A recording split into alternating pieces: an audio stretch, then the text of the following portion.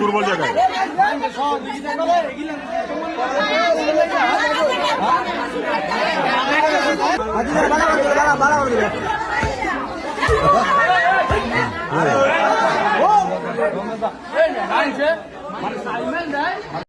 খিচুড়ি করতো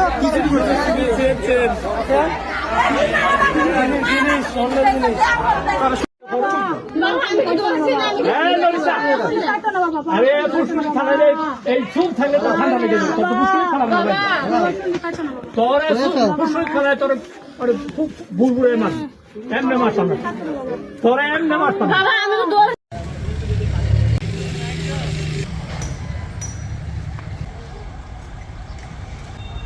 রূপগঞ্জ থানার অন্তর্গত গোলাকান্দাইল ইউনিয়নের দহরগাঁও এলাকায় আজ সকালে 3 জন মহিলা চুরি করতে গিয়ে জনগণের হাতে আটক হয় বলে আমরা প্রাথমিকভাবে খবর পাই। পরে আমরা শুনতে পাই যে তাদেরকে আটক করে দড়ি দিয়ে বেঁধে তাদের নাকি চুল কেটে দেওয়া হয়েছে।